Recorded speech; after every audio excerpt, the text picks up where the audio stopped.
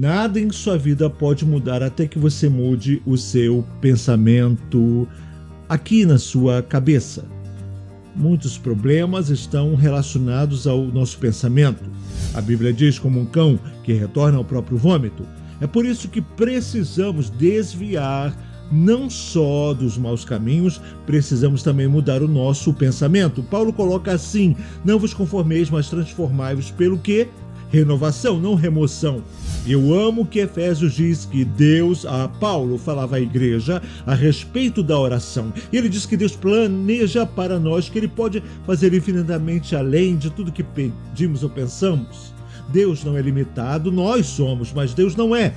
Quando não pensamos e falamos do nível que Deus deseja, isso limita a nossa capacidade de viver uma vida de propósito. Quem aqui crê que Deus planejou para você viver uma vida cheia de propósitos?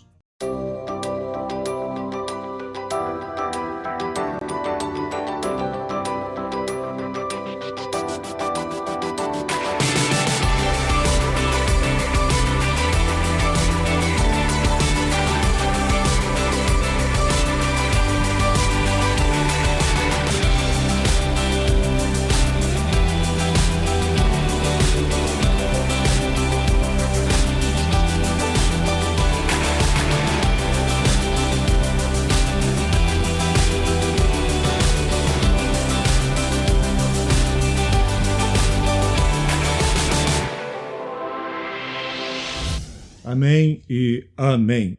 Isaías capítulo 55, vamos ler versos 7 ao 11. Sabe, Deus sempre lida com Israel na forma de redenção. Sua meta sempre é tirá-los do sofrimento, porque somos como ovelhas para Ele. A Bíblia diz que todos se afastaram, fizemos do nosso jeito, mas Deus entra na equação e Ele sempre nos traz de volta. E foi um convite não só para o povo judeu, mas para quem quisesse ouvir. Amém? E esse quem quisesse, quer dizer, todo mundo, fomos convidados a participar da vida de Deus. Deus tem liberdade para nós, Deus tem liberdade, Deus tem muitas coisas boas, porque Jesus andava fazendo bem. Jesus trouxe coisas boas para o homem. E vemos aqui em Isaías 55, verso 7, o profeta dizendo: deixe o ímpio o seu caminho e mude seu modo de pensar. Deixe o ímpio. Veja, quando você deixa uma coisa, você tem que se conectar a outra. Você não pode viver no limbo, não é? Ele diz: e volte para o Senhor Jesus. Que bom lugar para voltar. Nosso Deus é misericordioso, pronto a perdoar. Uma coisa que eu amo no perdão de Deus, como o Oriente está longe do Ocidente, Ele também afasta nossos pecados de nós. Quando Deus remove seu pecado, Ele joga no mar do esquecimento e põe uma placa lá: proibido pescar. Proibido pescar. E nós sempre falamos do que nós fomos ou do que fazemos, mas Deus sempre fala com você da posição de força, nunca de fraqueza. Amém? E Ele diz: deixa o ímpio. O que é ímpio? É um torto. Uma pessoa ímpia é uma pessoa torta no pensamento, porque diz: deixe o ímpio o seu caminho, seu modo de pensar. Sabe, creio que o nosso estilo de vida nunca vai mudar até renunciarmos e mudarmos o nosso pensamento. Nada em sua vida pode mudar até que você mude o seu pensamento aqui na sua cabeça. Muitos problemas estão relacionados ao nosso pensamento. Sobre o problema, Albert Einstein diz que o problema que enfrentamos hoje não pode ser resolvido no mesmo nível de pensamento que tínhamos no dia quando criamos. Os problemas que enfrentamos hoje, o problema que você está passando agora, não pode se resolver no mesmo nível. Sabe, porque se Deus entrar em sua vida agora e te libertar, porque as pessoas clamam por libertação, cuidado com o que você pede a Deus. Você tem que ter a capacidade de manter essa libertação em sua vida, pois se sua mente não mudar, você irá voltar exatamente para aquele ponto de antes. A Bíblia diz como um cão que retorna ao próprio vômito. É por isso que precisamos desviar não só dos maus caminhos, precisamos também mudar o nosso pensamento. Paulo coloca assim: não vos conformeis, mas transformai-vos pelo quê? Renovação, não remoção. A gente sempre diz: Deus, tira esse pensamento da minha cabeça. Bem, se Deus tirar todos os pensamentos, você vai ficar... certo? Pois os pensamentos regem, mas quer que tenhamos uma mente nova. Temos que mudar o pensamento. Se passarmos para o próximo nível, temos que pensar diferente. Você não pode continuar como uma criança. Claro, quando eu era criança, falava como uma, entendia como uma, mas agora que estou maduro, adulto, olha, você não está maduro só em seu corpo. Tem que amadurecer também em sua mente. Senão terá um corpo grande, mas uma mente de criança. E Deus nos convida a vir e pensar em seu nível. Eu creio que Deus quer compartilhar seus pensamentos e nos ajudar a entrar na onda do seu propósito. Sua vida tem propósito, a sua vida tem sentido quando se trata de Deus. Você não está aqui por acidente. Foi planejado. Deus diz: antes que te formasse no ventre, te conheci e te ordenei ser. O versículo 8 diz assim: meus pensamentos, diz o Senhor. Deus está falando, não é? Meus pensamentos, diz o Senhor, não são como os seus. Quem está feliz por Deus não pensar como a gente? Hein? Sabe, às vezes, não entendemos que Deus quer que cheguemos ao seu nível de pensamento, porque pensamos muito aquém de nosso privilégio. Amém? E às vezes não entendemos que Deus quer nos levar a pensar alto, um novo pensamento. Às vezes limitamos o pensamento ao que estamos expostos. E eu amo que Efésios diz que Deus, Paulo falava à igreja a respeito da oração. Ele diz que Deus planeja para nós, que Ele pode fazer infinitamente além de tudo que pedimos ou pensamos. Deus não é limitado, nós somos, mas Deus não é.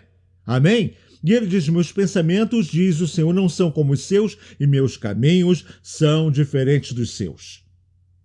Isso eu amo no nosso Deus, o jeito que Deus vê as coisas. Deus te vê do jeito que Ele quer que você seja, não do jeito que você pensa que está. Quando Gideão estava lutando contra o cativeiro de seu povo e se escondeu no deserto, um anjo do Senhor apareceu e o anjo disse: Gideão, você é homem de valor. Gideão olhou para o lado com quem o anjo estava falando. Ele se via como uma vítima e não como conquistador. Mas é assim que Deus o cumprimenta: você é homem de valor. Deus vê o que Ele quer que você se torne. E nós precisamos corresponder a isso e mudar nosso pensamento. O versículo 9 diz: como o céu é mais alto que a terra, assim são meus pensamentos mais altos do que os seus pensamentos. Verso 10 diz: minha palavra, Deus diz, como a neve e a chuva caem dos céus e não voltam sem regar a terra e produzir sementes para semear e pão para comer, assim é a palavra que eu falo. Ela não volta sem fazer aquilo para o qual eu planejei. Ela fará tudo o que eu mandar fazer. Deus acredita no que Ele fala. O que Deus falar, Ele crê que tem poder, e Ele pode dizer: e haja luz, e bum, houve luz. Sabe, quando eu falo sobre a Terra, sobre o Big Bang, a teoria, sabe que é uma coisa, e bum, e a Terra apareceu. É verdade, porque Deus disse: haja, e bam, aconteceu. Amém? E vemos aqui que Deus enfatiza a palavra falada e o modo da gente pensar, porque a palavra realmente é produto de pensamentos. Suas palavras são a exibição dos seus pensamentos. A vitrine dos pensamentos, daquilo que falamos, aquilo que você fala, você exibe o que está em sua cabeça. Suas palavras são a exibição dos seus pensamentos. A vitrine dos pensamentos, daquilo que falamos, quando não pensamos e falamos do nível que Deus deseja, isso limita a nossa capacidade de viver uma vida de propósito. Quem aqui crê que Deus planejou para você viver uma vida cheia de propósitos? Amém? Eu sei que há livros sobre isso. Eu quero ter um propósito. Quero ser cheio do propósito de Deus. Do propósito de Deus para mim. Qual é o propósito de Deus para mim? O propósito de Deus para mim não é só ocupar espaço e respirar. Tem muita gente fazendo só isso, 7 bilhões. Eu quero saber o propósito para mim desse respirar, porque a palavra nos diz, ela também diz, como pensa em seu coração, assim ele é. É muito importante aquilo que pensamos sempre. Como uma pessoa pensa em seu subconsciente, assim ela será. Você virá um produto, é um produto dos pensamentos. O modo que você pensa é refletido no estilo de vida. E o tema que trazemos é nossos pensamentos. Nossos pensamentos regem nossa vida. Pensamentos regem sua vida. Pensamentos regem a minha vida. Então não faz diferença aquilo que você disser sobre mim, isso não conta. Mas meus pensamentos. Quando você fala de uma pessoa, você fala do exterior da mente daquela pessoa. Você não sabe aquilo que está lá dentro, porque são pensamentos que regem a vida dela. É a palavra que usamos como base aqui nesse estudo, está em Provérbios, capítulo 4, 23, e diz assim, cuidado. Cuidado com o que você pensa, porque os seus pensamentos regem sua vida. Seus pensamentos colocam ação, movimento. Seus pensamentos. Seus pensamentos regem completamente a sua vida. Agora, se o que a palavra diz é verdade, pensamentos regem minha vida, eu devo usar meus pensamentos para construir a vida que eu desejo ter. Se meus pensamentos regem minha vida, eu posso usar o pensamento para construir o tipo de vida que eu sonho e que eu quero ter. Não é o governo. Sim. Sim. Amém? E não entendemos isso porque sempre buscamos externamente as coisas para que possam nos suprir, em vez de irmos atrás de... Amém? Muito daquilo que nós fazemos todos os dias é 90% mental e 10% físico. Maior parte das coisas que você faz é 90% mental, da sua capacidade mental que dirige sua vida. Então precisamos ter uma imagem em nossa mente da vida que desejamos para que possamos criar e executar os nossos pensamentos e ações. Precisamos de uma imagem. Que tipo de imagem você tem de si mesmo? Porque você só responde com base na imagem de si mesmo. O nosso saudoso T.L. Osborne contava a história de um pintor lá da França. Estava pintando e um dia ele viu um homem ali sentado na beira da estrada mendigando com um folheto e uma caneca na mão. Talvez para conseguir alguma coisa para poder comer. E o tal pintor decidiu pintar esse homem da forma que ele o via. Ele fez a pintura de um homem de terno com uma maleta indo trabalhar. Ele levou a pintura para aquele mendigo e deu a pintura para ele, e o mendigo perguntou, o que é isso? Quem é esse? E o pintor respondeu, esse é o homem que eu vejo em você. O mendigo respondeu, se esse é o homem que você vê em mim, é esse o homem que agora eu quero ser. Amém? Aleluia! Bem, Deus tem uma pintura bonita de você. Uma imagem que diz, eu posso todas as coisas em Cristo que me fortalece. Esse é o tipo de imagem que você vê, porque Deus é o artista. Ele formou esta terra por meio de sua fala e ele chamou a sua vida à existência. E Deus diz que ele tenha domínio. Assim, é o homem que Deus vê em mim, esse é o homem que eu creio. Temos que aprender a ter uma imagem melhor de nós mesmos, porque a sua mente é terrível de se perder. Quando Jesus chegou em um cemitério, ele viu um homem que estava se cortando todo e aí Jesus se aproximou daquele homem e o homem falou: bem, o que tu queres agora comigo? Vieste me atormentar antes da hora? Jesus expulsou o espírito e a Bíblia diz que o viram vestido e em perfeito estado. E o problema não é a mente e não nas roupas sujas.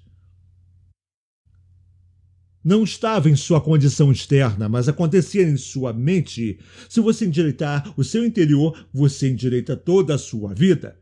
Se endireitar a sua mente, você endireita toda a sua vida. Se você endireitar a sua mente, você endireita a sua vida. Se endireitar a sua mente. A mente é terrível e nos faz perder, amém? Como você pensa? Aqueles pensamentos que você deixa entrar em sua cabecinha modelam sua vida. Então, se você quer ter uma vida melhor, tenha pensamentos melhores. Tenha uma imagem melhor em sua mente. Crie pensamentos que podem pôr todos esses pensamentos em ação e mudar a sua vida. A Bíblia diz de histórias de pessoas que usaram o poder do pensamento criativo e mudaram sua vida. Eu gosto dessa, em Marcos, no capítulo 5, uma mulher que mudou a sua vida. Uma mulher que mudou porque por 12 anos ela sofreu, mas num instante algo aconteceu em sua mente que mudou a sua vida. De 12 anos de miséria para uma vida de paz. Isso acontece se lidarmos com o que está em nossa mente. Ela mudou. Sim, ela mudou o seu pensamento. E aí manifestou aquilo que ela desejava. Vamos ver isso aqui no versículo 25 de Marcos, capítulo 5 da Bíblia Mensagem. Vou ler na Bíblia Mensagem, que diz: nós aprendemos sobre essa mulher que sofreu com uma hemorragia por 12 anos. Uma menstruação bem longa. Amém? Ninguém podia curá-la. Era uma doença que a afastava da sociedade.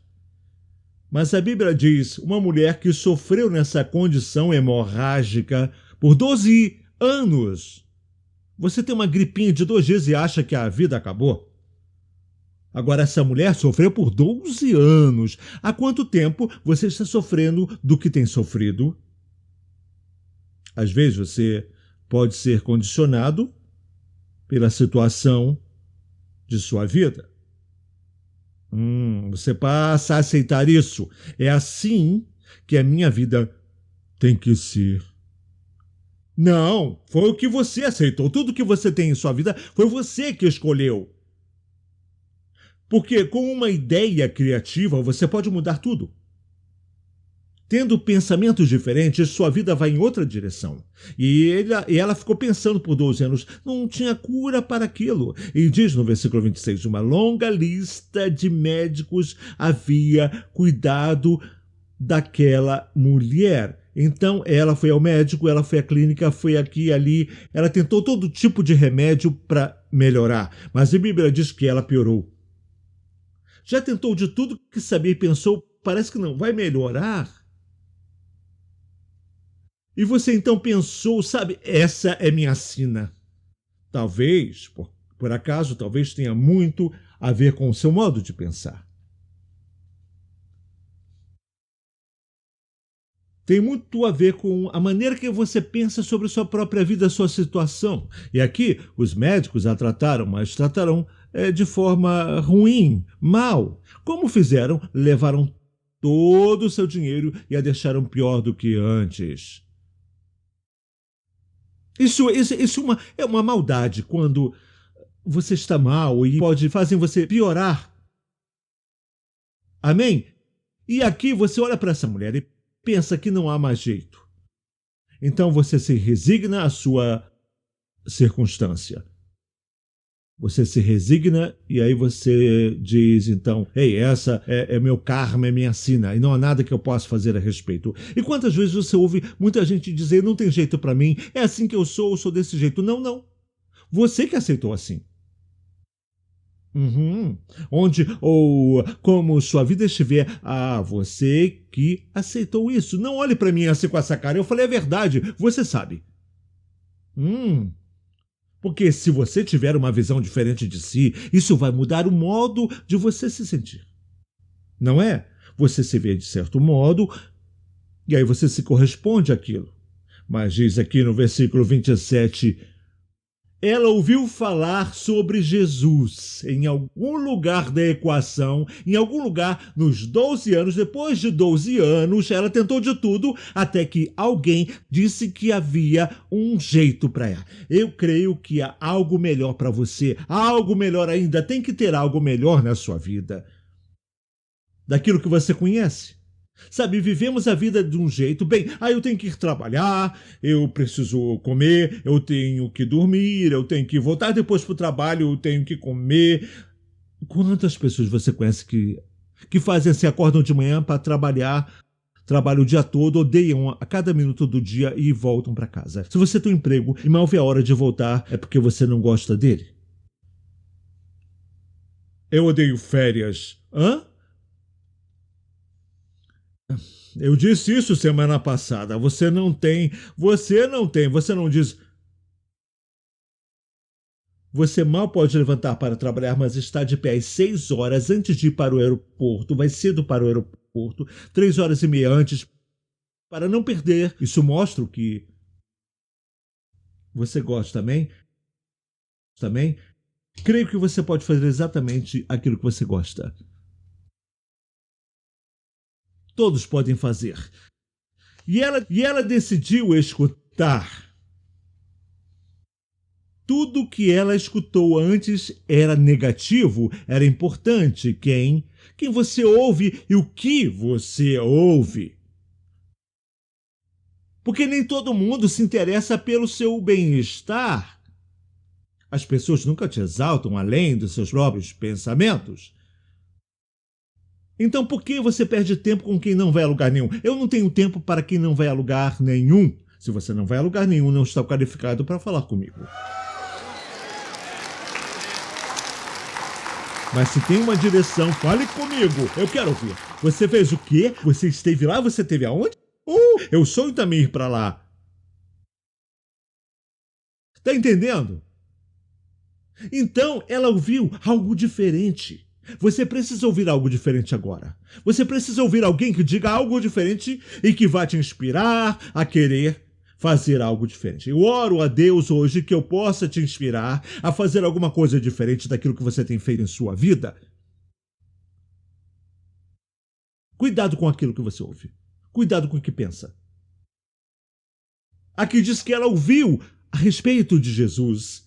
Diz que ela esgueirou-se por trás dele até tocar a sua roupa. Agora, naquele tempo havia um regulamento, uma regra que se você tivesse uma doença, como essa mulher tinha, você não podia estar em lugar público, muito menos tocar em um sacerdote.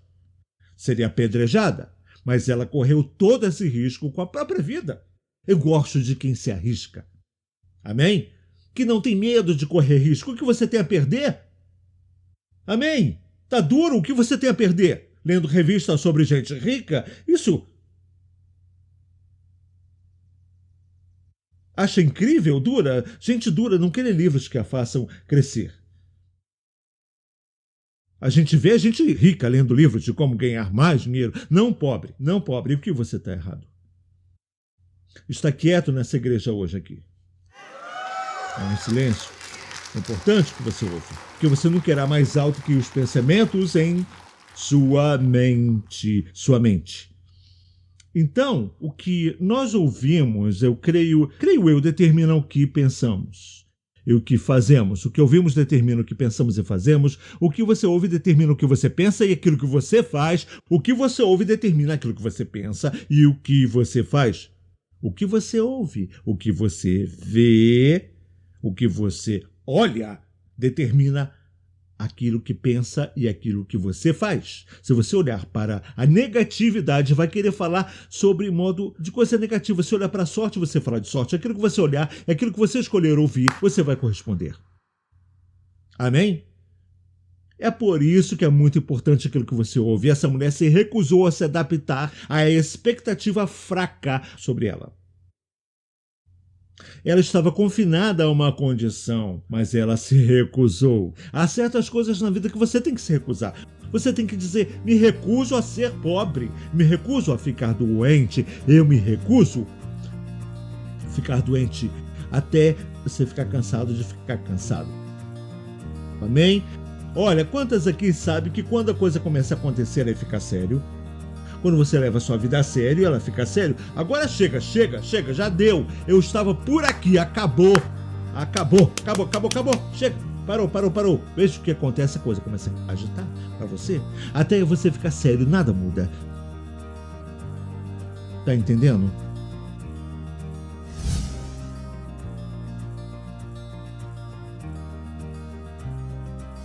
A ira é uma coisa que todos podem sentir. Temos raiva de como as pessoas nos tratam ou de como se tratam entre si.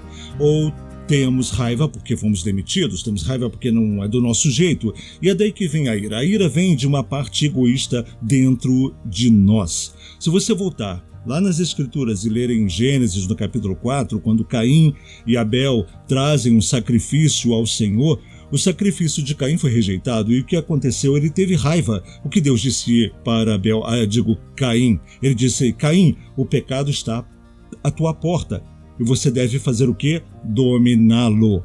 De fato, a ira simplesmente é uma emoção negativa da qual devemos ter controle. Eu sempre digo, você pode ter raiva, mas você pode ter controle sobre ela. Por exemplo, você está em casa e você discute, e aí a coisa começa a esquentar, e surge uma raiva entre você e a outra pessoa. Aí seu celular toca. Você não pode pegar o celular com raiva. Você pode pegar o celular e dizer, alô? Você não pode pegar o celular com raiva. Você controla a raiva. É uma emoção negativa que a gente pode controlar. É o que precisamos fazer, controlar nossa ira. Escolha o que pensar e pense sempre em coisas boas. Então, você vai vencer o espírito da ira. Deus te abençoe.